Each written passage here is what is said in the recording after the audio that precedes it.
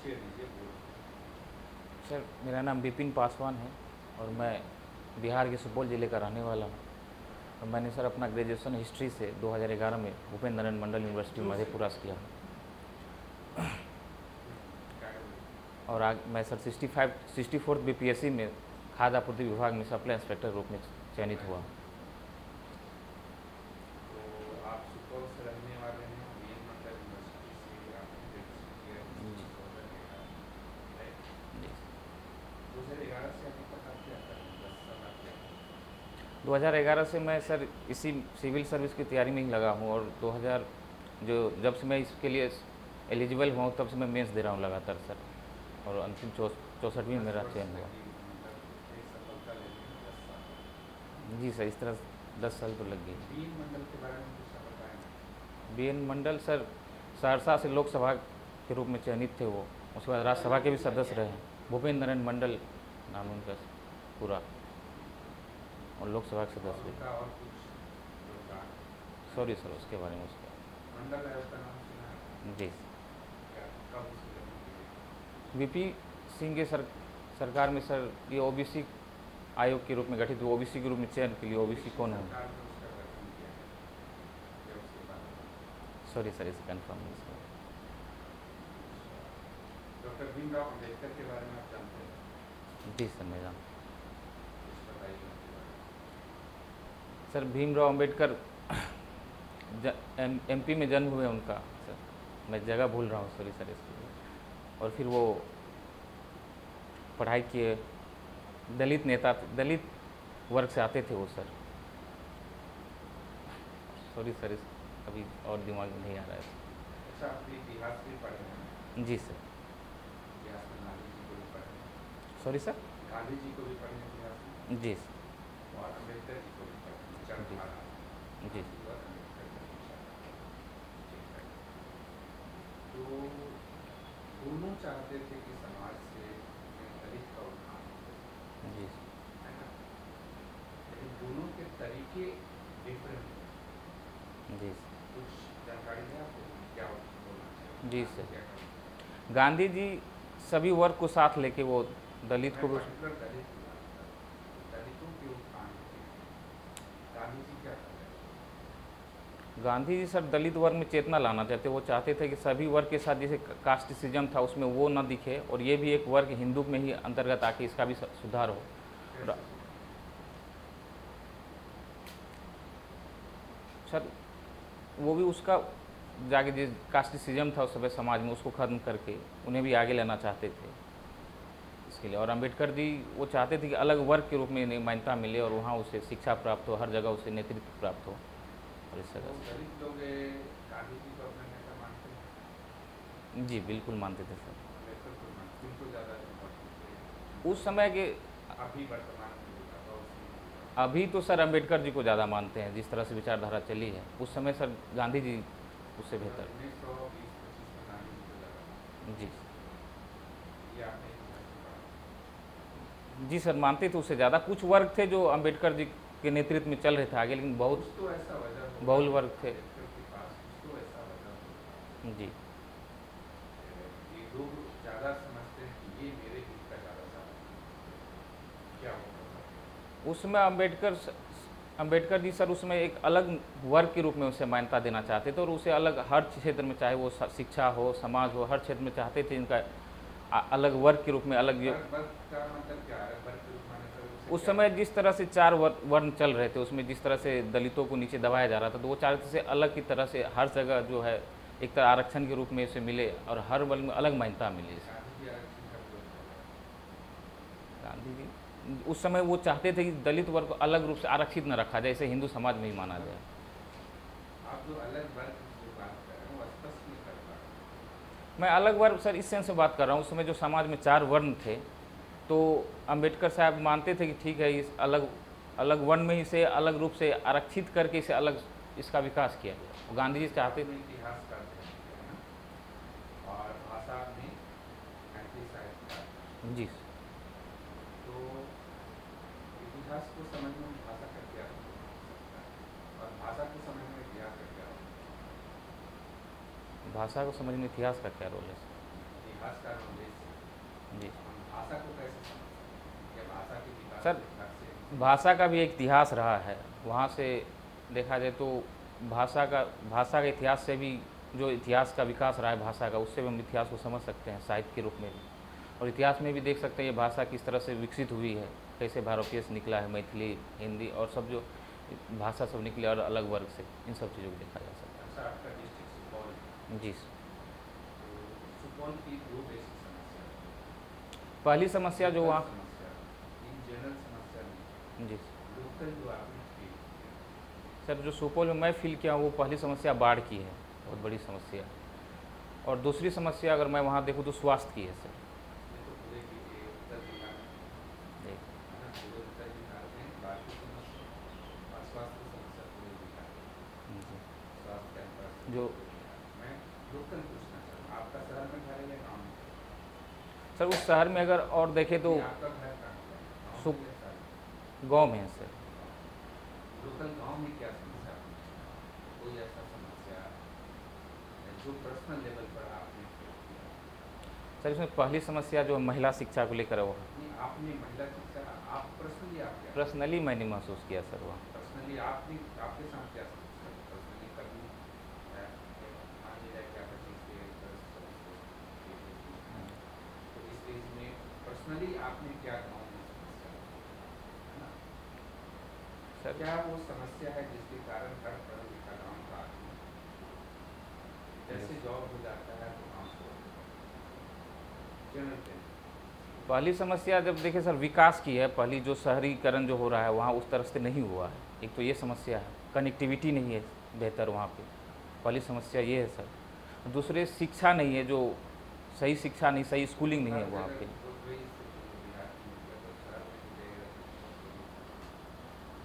चलिए ठीक है सर। आपने पेपर पढ़ा है? जी सर। इस सप्ताह में बिहार की 5 ऐसी कुछ प्रमुख चर्चित घटनाओं के बारे में पहली घटना है सर जो बिहार से 2 मंत्री चयनित हुए हैं। कौन-कौन? हुए तो बहुत दो मुख्य है, आरसीपी सिंह है और एक रामविलास पासवान के छोटे भाई हैं, पारस, सॉरी पूरा नाम उसका भूल रहा हूँ मैं सर, पारस पासवान है वो। पहली घटना ये है।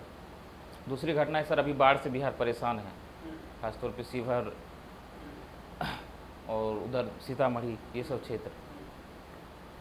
तीसरी घटना सर मैं जहाँ तक अभी कुछ दिन पहले सर भागलपुर के जर्दालू आम को जीआई टैग इसके लिए चर्चित रहा। और एक खबर मैंने पढ़ा जो यूपी में जो जनसंख्या नियंत्रण नीति लाया वो बिहार में भी बात कर रहे थे, वहाँ के मुख्यमंत्री ने इसे इनकार किया। अच्छा एक बात है, अगर आपको मुख्यमंत्री बना दिया जाए जी सर। तो बिहार की बाढ़ की समस्याओं को समझने के लिए आप किन बिंदुओं पर विचार करेंगे? इसमें बहुत सारे बिंदु है सर, जो पहले तो देखना पड़ेगा बाढ़ क्यों आती है, हर साल एक ही चीज़ क्यों रिपीट हो रहा है, इस चीज़ों को देखना पड़ेगा।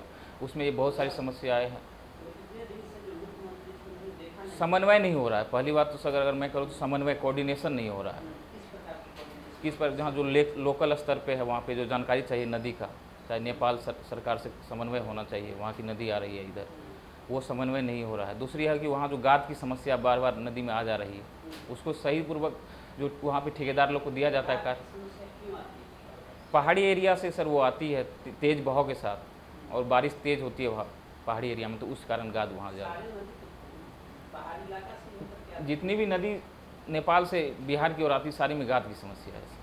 क्यों?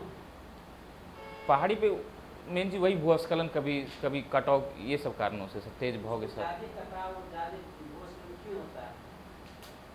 उस पहाड़ में कुछ जो ऐसा नई संरचना है पहाड़ की सर, इसलिए हिमालय जो है नई संरचना से बनी, नई संरचना है वो अभी, तो इससे वहाँ पे कटाव ज़्यादा होता है।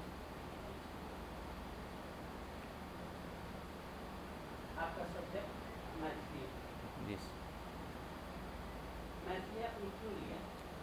सर बिहार से जब आपने ग्रेजुएशन किया इतिहास से तो अच्छा सब्जेक्ट था, तो मैथिली आपने क्यों लिया? क्योंकि यूपीएससी के सिलेबस में इतिहास है, जी सर। फिर आपने मैथिली क्यों रखा? सर इसके 2-3 कारण हैं। पहला कारण ये तो कि मैं खुद मिथिला क्षेत्र से बिलोंग करता हूँ, एक कारण ये रहा। दूसरा सर, मैंने जब इतिहास से किया था ग्रेजुएशन तो इसी सब्जेक्ट का चयन है, और इसमें जब मैं आया तो यहाँ देखा दोनों सब्जेक्ट का कंपेयर किया तो मुझे मैथिली, तो मैं उस क्षेत्र में तो सहज महसूस हुआ हूँ, लेकिन खासतौर से सिलेबस को देखा, दोनों सिलेबस में ये कुछ मुझे ज़्यादा छोटा लगा। दूसरा कारण ये रहा। और तीसरे कारण सर, अंतिम जो रूप होता है इसमें चयनित होना होता है, जिसमें मैथिली लेके मैं अपने फैसले को देखा भी, मैं पिछले बार चयनित भी हुआ हूँ। तो इन सब 3 कारणों से मैंने सर मैथिली का चयन किया। मतलब छोटा सिलेबस मिला। हिस्ट्री का अपेक्षा सर मुझे लगता है छोटा है। हिस्ट्री और साहित्य में क्या सिमिलरिटी जो आपको प्रशासनिक कार्य में सहयोग करे, एक दूसरे का पूरक कैसे बनेगा? सर हिस्ट्री मुझे उस जिस क्षेत्र में भी मैं चयनित हूँगा उसके ऐतिहासिक पहलू को मुझे बताएगा कि उस तरह के वहाँ के समाज किस तरह, उस तरह सामाजिक विकास किस तरह से हुआ, वहाँ के राजनीतिक विकास किस तरह से हुआ, इन सब चीज़ों को बताएगा मुझे इतिहास। और साहित्य मुझे सर, साहित्य ही कहा जाता है कि अनुभूति है, ये सामाजिक अनुभूति से ही पैदा होता है, देखा जाए तो फील करना होता है। तो उस क्षेत्र को, साहित्य को पढ़ने के बाद मैं समाज को सही से महसूस कर पा रहा हूँ, समाज को सही से जानने का इसमें अवसर मिलता है सर, इन सब चीज़ों से। साहित्य लेखन और इतिहास लेखन में क्या अंतर है?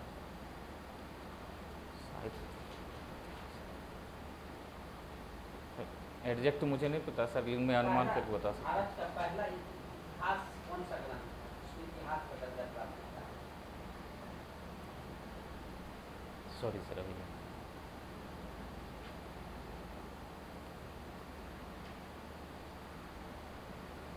एज ए प्रशासक आप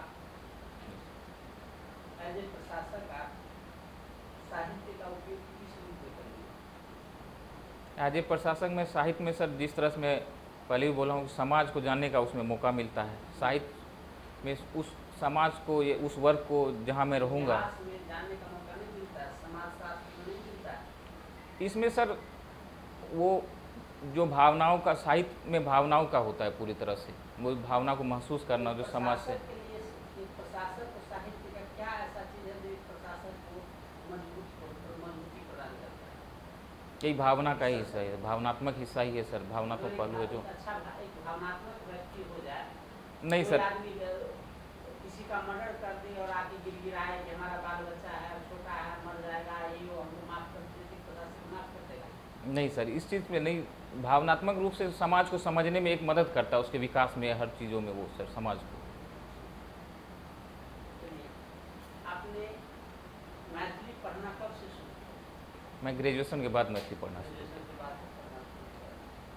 आप मैथिली के बारे में, आप उस उत्पत्ति की, भाषा की उत्पत्ति के बारे में क्या सोचते? मैथिली भाषा सर भारोपीय भाषा परिवार का हिस्सा है, उसी से निकला है। और मैथिली अगर पूरी तरह से इसको देखें, कैसे इसका विकास क्रम को देखें भाषा की उत्पत्ति का, तो भारतीय भाषा से भारतीय आर्य भाषा, उसमें से भारतीय आर्य भाषा के कौन से चरण का ये भाषा है? ये मैं मागधी प्राकृत से मागधी अपभ्रंश निकला, कौन उसमें से से। चरण का भाषा है? भारतीय आर्य भाषा कौन से चरण का है सर? सॉरी सर, ये मुझे अभी समझ में नहीं आ रहा है। अष्टम अनुसूची में शामिल होने के लिए भाषा को Yes. क्या क्या मानकता होनी चाहिए? सर अष्टम अनुसूची में शामिल होने के पहले तो उसका साहित्यिक इतिहास होना चाहिए, उसका एक अपना व्याकरण होना चाहिए, भाषा होना चाहिए, भाषा विकास होना चाहिए उसका एक, लोगों में इसकी स्वीकार्यता होनी चाहिए, और एक इसका अपना एक। भोजपुरी में क्या कमी है जो उसको अभी तक मान्यता? भोजपुरी में सर इसकी एक साहित्यिक विकास नहीं हो पाई, साहित्यिक उस रूप से, भाषा का भी उसका उस तरह से विकास नहीं, उसका एक अपना व्याकरण नहीं है, उसका अपना लिपि नहीं है भोजपुरी का। ये सब कमी है जो उसको एक भाषा के रूप में मान्यता नहीं दिया जा रहा। मैथिली किस किस यूनिवर्सिटी में पढ़ाई जाती है? मिथिला यूनिवर्सिटी है सर, एक भूपेंद्र नाथ मंडल यूनिवर्सिटी भी है, इसमें ही पढ़ाई जाती है सर। और अभी कौन से राज्य में मैथिली को राजकीय भाषा का दर्जा दिया गया? राजकीय भाषा का दर्जा भी नहीं मिला है सर मैथिली। झारखंड में। सॉरी सर, ये पता नहीं, मुझे लगा नहीं। मैथिली किस देश का राजभाषा है? सॉरी सर, देश की राजभाषा तो नहीं है, देश नेपाल। नेपाल की भाषा। थैंक यू, पता नहीं। आपकी हॉबीज क्या है? सर हॉबी में मुझे क्रिकेट खेलना पसंद है सर। खेलते हैं आप? जी सर, खेलता हूँ अभी तो। कुछ सीरीज चल रहा है क्या अभी? अभी सीरीज तो कोई नहीं, अभी भारत इंग्लैंड दौरा पे, वहाँ पे टेस्ट का विश्व चैंपियनशिप फाइनल हुआ है सर उसी दौरा पे, और भारत का ए टीम है कि जो श्रीलंका दौरा पे है सर। होने वाला है। जी, विश्व चैंपियनशिप हो चुका है और अभी इंग्लैंड का दौरा होने वाला है। विकेट का लंबाई कितना आता है? सॉरी सर, ये पिच की लंबाई, 22 यार्ड होती है सर पिच की लंबाई। बॉल का वेट, सॉरी सर, गिल्ली की लेंथ, सॉरी सर। गुगली और यॉर्कर में क्या अंतर है? यॉर्कर तो सर फास्ट बॉलर जो पैर के पास फेंकते हैं सीधा उसको है, गुगली हुआ कि स्पिनर फेंकते हैं सर। क्या अंतर क्या है? गुगली अगर कोई लेग स्पिनर है, बॉल को बाहर की ओर और वो अंदर की ओर ले आए तो उसे गुगली बोलेंगे उसके लिए सर। ऑफ स्पिनर वो अंदर की ओर बाहर की ओर बॉल ले जाए तो वो गुगली हो गया उसके लिए सर। क्रिकेट में बैटिंग करते हैं, बॉलिंग करते हैं, फील्डिंग करते हैं, क्या? मैं बैटिंग भी करता हूँ, फील्डिंग भी करता हूँ सर। बैटिंग भी करते हैं, फील्डिंग करते हैं, बॉलिंग भी करते हैं। कभी कभी पार्ट टाइम बॉलिंग कर लेता हूँ। फेवरेट क्या मतलब? फेवरेट बैटिंग है मेरा सर। आप बैटिंग करते हैं।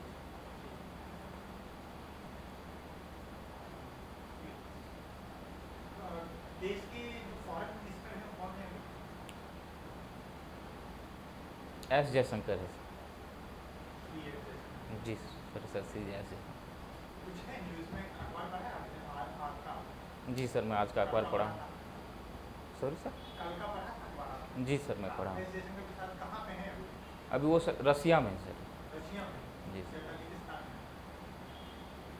कल शायद सर कजाकिस्तान में, सॉरी सर। ठीक है। क्यों गए हैं वहाँ पे? सॉरी सर, ये मैं ठीक ये है। पता नहीं। एससीओ का मिनिस्ट्रियल मीटिंग था इसलिए। एससीओ के बारे में थैंक यू आपने सुना है? सर। जी, शंघाई कोऑपरेशन संघाई कोऑपरेशन। भारत उसमें है मेंबर है? एससीओ का सर मेंबर है वो अभी। कितने मेंबर हैं टोटल? टोटल सर एग्जैक्ट पता नहीं, मैं काउंट करके बता दूँ। अफगानिस्तान में क्या चल रहा है अभी? अफगानिस्तान में भी सर जो अमेरिका अपना पूरा सैनिक वापस कर रहा है वहाँ से कब सर। से था वहाँ पे सैनिक? 2001 के बाद का था सर जब। ठीक है। क्या प्रभाव पड़ेगा अफगानिस्तान में इसका? इससे सर अगर वहाँ से अभी जा रहा है जिस तरह से तालिबान वहाँ पे पूरे अफगानिस्तान पे अपना कब्जा जमा रहे, उसे वहाँ भारत पे क्या प्रभाव पड़ेगा उसका? के भारत का जिस तरह से अपना वहाँ अभी रखे, भारत ने अपना 2 कंसुलेट भी बंद कर रखा है, उससे कंसुलेट तो पहली बात है सर। दूसरी बात जो भारत का वहाँ अपना प्रभाव है वो ख़त्म हो जाएगा। जो भारत उससे रिलेशन सही है अफगानिस्तान का अच्छा है, वो ख़त्म हो जाएगा सर। इसके लिए प्रभाव क्या पड़ेगा? प्रभाव इससे मेजर इम्पैक्ट हमारा बहुत बड़ा कंसर्न है अफगानिस्तान का सही होना। वहाँ पे शांति- मेजर इम्पैक्ट तो सर पहला ही कश्मीर इशू है, जो कश्मीर को लेके वहाँ पे आतंकवादी पाकिस्तान वहाँ से अपना करते रहते हैं। अगर वहाँ तालिबान आ जाएगा तो पाकिस्तान और तालिबान दोनों मिल जाएंगे। पहला सिक्योरिटी इशू है। और दूसरा एक जो ईरान के थ्रू हमने रोड के थ्रू अफगानिस्तान को हेल्प कर रहे हैं आर्थिक रूप से सर, उसे अनाज दे रहे हैं, वो हमारा प्रभावित होगा सर। अगर आपको 10 दिन के अंदर में सीएम बना दिया जाए तो आप एकदम छोटे स्तर पे क्या बदलाव लाना चाहेंगे? 3 समस्याएं और उसका समाधान बताइए। बहुत छोटे स्तर पे एकदम स्पेसिफिकली बताइए। स्पेसिफिक समस्या और उसका आपका स्पेसिफिक समाधान कि 10, 15, 20, 100, 150, 200 लोगों को परिवर्तन नजर आए और वो उन्हें ये लगे कि हाँ ये मेरे लिए अच्छा हो। मैं अगर सर एसडीएम बनता हूँ तो पहली बार मैं वहाँ जब जाऊँगा तो पहली समस्या जो प्रशासनिक क्षेत्र में देखा जाता है कि प्रशासन का परसेप्शन जनता में अच्छा नहीं है। इन चीज़ों को मैं समझूंगा और जहाँ तक मुझे समस्या जो लग रहा है कि लोगों में प्रशासन के प्रति जो परसेप्शन अच्छा नहीं है, उस चीज़ को मैं सुधारूंगा, उसकी कमियों को। आप स्पेसिफिकली बताइए। सुधारेंगे सब आप, आपका एक यूनिक तरीका। परसेप्शन में इससे जो लोगों की समस्याएं हैं, जो एसडीएम के आज ग्रुप में मैं देखता हूँ लोगों की समस्या, लोगों को जो सही कोई भी योजनाएं चालू है या लागू है, उस योजना लोगों तक पहुँच सुलभता से नहीं पहुँच रही है सर। कोई एक उदाहरण लेके बताइए वो योजना, उसमें क्या समस्या है और आप उसका समाधान कैसे करेंगे? आप पहले से ही सर्विसेज में सेवा में हैं, ठीक है सर। आपको प्रशासनिक सेवा तक जाना, इसलिए मेरा ये प्रश्न है कि आप एक पर्टिकुलर समस्या बताइए और उसका आपका अपने तरीके से समाधान बताइए। मैं सर जहाँ तक देख पा रहा हूँ, सोच पा रहा हूँ, पहली बात तो सर अगर मैं पीडीएस के ले लूँ, पीडीएस में बहुत सारी समस्या ऐसी हैं जो आम लोग, इसमें बहुत सारे लोग बाहर हो गए हैं। पीडीएस से बहुत सारे लोग बाहर हो गए, राशन जिस कार्ड से नाम कट गया आपका कहना है। नाम कट गया है। अभी फ़िलहाल अभी समस्या चल रही है कि आधार से लिंक होने के बाद बहुत लोगों को मिल भी नहीं पा रहा है, ठीक। क्योंकि वहाँ पे सही से कनेक्टिविटी नहीं है, नेटवर्क कनेक्टिविटी। तो मैं इन सब चीज़ों को सही वहाँ सुचारू रूप से करूँगा। पहले तो कनेक्टिविटी सर, EPOS मशीन है सही से लागू करवाऊंगा, कनेक्टिव नेटवर्क व्यवस्था सही करूंगा, जो लोगों का जुड़ा है इससे, जो आधार जिसका कनेक्ट नहीं हुआ उनको कनेक्ट करवाऊंगा इस सब चीज़ों से, आधार से। शिक्षा जगत से कुछ बताइए कि एकदम स्पेसिफिक समस्या और उसका समाधान आप कैसे करें। मान लीजिए आपके आपके जो आप जिस एरिया में एसडीएम, वहाँ के किसी 10-12 गांव में, एक लोकल पंचायत में 10-12 जो स्कूल है, वहाँ पे कोई स्पेसिफिक समस्या है, जैसे टीचर्स लेट आ रहे हैं, तो आप क्या करें? मैं उस स्कूल में जाके पहले तो प्रिंसिपल से मिलूंगा और बताऊंगा कि समस्या, फिर तो मैं वहाँ पे पहले सर जाके उसे कारण पूछूंगा क्यों आप लेट आ रहे हैं और इस तरह से व्यवस्था क्यों है स्कूल का। फिर अगर कारण नहीं सही लगा तो मैं एक्शन लूँगा उस पर और बोलूँगा आगे से इस तरह की कार्रवाई हुई तो सख्त कार्रवाई की जाएगी। ये तो डर से रुक गया, लेकिन लंबा समय तक नहीं है। ये तो जब तक आप उस जगह पे रहेंगे तब तक 2 साल 3 साल तक ये सब समाधान रहेगा, लेकिन लॉन्ग टर्म में नहीं रहेगा। लॉन्ग टर्म के लिए तो मैं सर उस शिक्षक को उस तरह से प्रेरित करूँगा कि वो सभी समय पे आए, समय का वैल्यू समझे। ये भी आप बोलेंगे जी। जो अर्थ का नियरेस्ट प्लैनेट है वो कौन सा है? अर्थ का नियरेस्ट प्लैनेट शुक्र है सर। सन का नियरेस्ट प्लैनेट कौन सा है? सन का बुध है सर। अर्थ का दूसरा नियरेस्ट प्लैनेट कौन सा है? मंगल है सर। और कितने टोटल प्लैनेट्स? टोटल 8 प्लैनेट्स है सर, 8 है प्लैनेट। इसरो का नाम सुन रखा है आपने? जी सर, इसरो कुछ रिसेंट जो अच्छा काम किया इसरो ने वो बताइए। रिसेंट काम सर, सॉरी सर एग्जैक्ट अभी याद नहीं आ रहा है बिहार में एक टाइगर रिजर्व है, सर। जी सर, नाम बताइए। Valmiki tiger reserve. Wild life sanctuary होंगी, जी सर, वो एक का नाम बताइए। Wild life sanctuary sir south में, मैं भूल रहा हूँ एग्जैक्ट इंडिया सर के साउथ में। मिनिस्टर ऑफ हिस्ट्री मिनिस्ट्री किसके पास है? सॉरी सर ये नीतीश जी गवर्नेंस के लिए बड़े अच्छे जाने जाते हैं, गुड गवर्नेंस। जी सर। क्या है गुड गवर्नेंस? गुड गवर्नेंस हुआ सर सभी क्षेत्र में जिस तरह से लोगों को आसानी से सेवा पहुंच जाए, ज़्यादा समस्या ना हो, रेट टैपिंग ना हो, ये सब चीज़ उसके उसके अंदर। विशेष कुछ कंपोनेंट्स होते हैं, पार्ट्स होते हैं गुड गवर्नेंस के। गुड गवर्नेंस के सर पहला पार्ट है कि वो सभी सेवाओं को ऑनलाइन करने की कोशिश कर रहे हैं, जिसमें लोगों को सही सुविधा पहुंच जाए। एक ई गवर्नेंस वर्ड भी चलता है। जी। ई गवर्नेंस क्या है? ई गवर्नेंस इलेक्ट्रॉनिक रूप से सुविधा पहुंचाना सर, गवर्नमेंट में इलेक्ट्रॉनिक को शामिल करते हैं। कैसे होता है ये जैसे अगर कोई चीज़ हुई, अभी जिस तरह से हुआ लोकल स्तर ब्लॉक लेवल पे हुआ, कोई SC ST OBC सर्टिफिकेट बना रहा है वो ऑनलाइन कर दे, तो ये एक चीज़ होगी सर। कोई भी शिकायत करना हो ऑनलाइन कर दे किसी भी डिपार्टमेंट वो में। तो सिटीजन के लिए हुई, कोई बिजनेसमैन है? बिजनेसमैन के लिए भी सिंगल विंडो सिस्टम है सर, वो अपना एप्लीकेशन डाल सकते हैं, उसके थ्रू वो अपना सारी चीज़ें। G2B का कंसेप्ट है, G2B सुना है? जी सर, गवर्नमेंट टू बी का सर। G2C की विशेष सेवाएं बताएं जो बिहार गवर्नमेंट दे रही है अपने नागरिकों को। G2C में पहला तो मैं यही sir certificate OBC SC ST को ऑनलाइन कर दिया है। दूसरा है कि अभी सर जो भी चीज़ें हैं आधार से लिंक करते हुए, जैसे चाहे PDS सिस्टम से हो या फिर कोई भी ऑनलाइन एप्लीकेशन डालना हो किसी भी बिहार स्कॉलरशिप के गवर्नमेंट का लिए। बताइए, PDC तो सेंट्रल गवर्नमेंट। जी सर, बिहार गवर्नमेंट में सर अभी 11th के लिए या बच्चों स्कूल के बच्चों के लिए ऑनलाइन स्कॉलरशिप का सिस्टम लागू किए हैं, वो एक चीज़ है सर।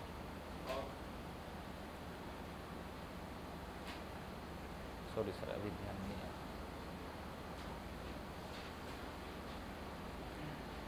अभी बिहार गवर्नमेंट ने अपना बजट दिया होगा, उस बजट की क्या विशेषताएं थी? सॉरी सर मैं बजट का ध्यान नहीं किया।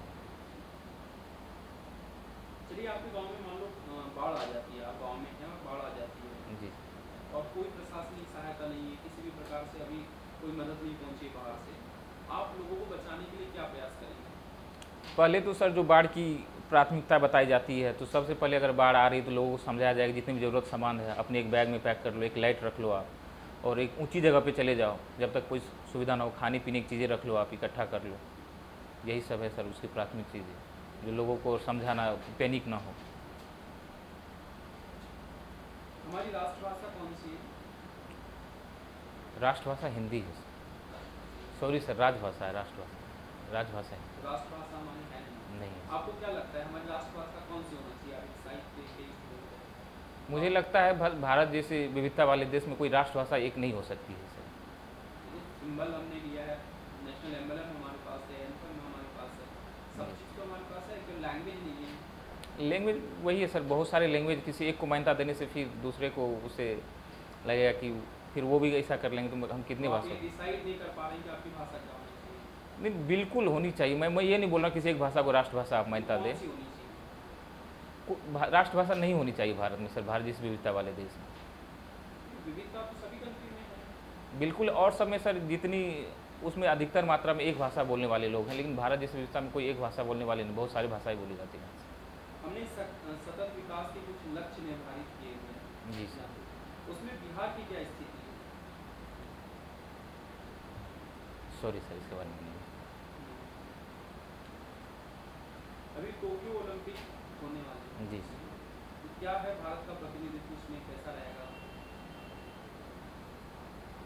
किस मायने में सर प्रतिनिधित्व, मैं समझ नहीं पा रहा हूँ सर प्रतिनिधित्व। टोक्यो में हम जा रहे हैं ना, जी सर।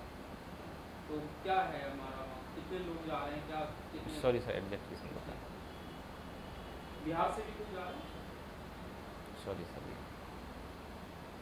अच्छा, बिहार की जो बॉर्डर है वो नेपाल से भी टच करती है, जी। नेपाल के साथ भी, तो वहाँ क्या ऐसी चुनौतियाँ होती हैं? बॉर्डर पहले सर फेंसिंग नहीं है पूरी तरह से बॉर्डर, तो पहली समस्या अभी जिस तरह से शराबबंदी है बिहार में, तो पहली समस्या तो ये है कि वहाँ पे इस तरह से बहुत सारे इलीगल रूप से वहाँ से शराब आ रहे हैं। दूसरी समस्या व्यापार की भी है सर, बहुत सारे इलीगल व्यापार भी होते हैं वहाँ पे। बहुत सारे फिर ऐसे हैं कि इसमें पुलिस की भी बहुत सारी समस्या होती है, कोई छोटा मोटा क्रिमिनल वहाँ काम करके नेपाल चले जाता है तो फिर वहाँ से वो नहीं कर पाता कार्रवाई। Last question मेरे तरफ से, जी। हमें आपका सिलेक्शन क्यों नहीं करना चाहिए? मुझे नहीं लगता कोई कारण सर मेरा सिलेक्शन नहीं होना चाहिए। ठीक है। Thank you sir.